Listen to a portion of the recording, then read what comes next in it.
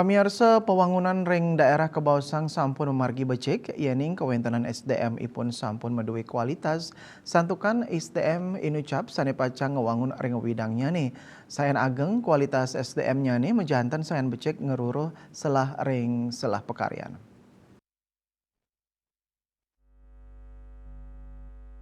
Menurut statistisi ahli media Badan Pusat Statistik Bali BPS Provinsi Bali Ana Agung Gede Dirga Kardite, pembangunan sida memargi becik yening SDM ipun madue kualitas. Dados nyane kualitas SDM kabuatan pisan kuentenan ipun ring sajroning pembangunan daerah.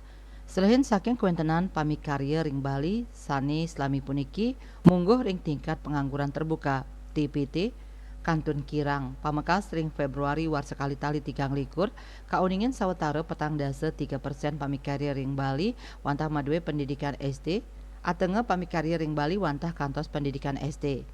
Sani ngawinang selah sani karuruh sayan kidik. Kawawahin ngenenin tingkat pengangguran ring Bali kauningin tedun, sakewanten indik kasukertan pamikarya nyane Kantun Kirang Sukerte. Suatu pembangunan bisa berhasil jika SDM yang ada di dalamnya berkualitas. Ya. Jadi sedemikian pentingnya kualitas SDM untuk membangun, untuk bergerak membangun di suatu wilayah. Oke, seperti yang kita lihat di Bali juga. Jadi bagaimana tenaga kerja di Bali. Baik. Jadi yang selama ini kita gambarkan dengan TPT, tingkat pengangguran terbuka yang kondisi kemarin, Yeah. itu kita lihat masih kualitas tenaga kerja kita masih rendah.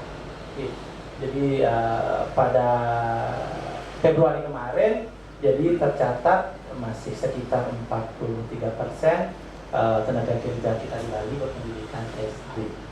Hampir setengah tenaga kerja di Bali berpendidikan SD. Jadi ketika pendidikan tenaga kerja kita rendah, sudah barang tentu posisi-posisi yang akan ditempati tidak pada posisi-posisi tinggi. Posisi-posisi yang ditempati tidak pada posisi tinggi sih.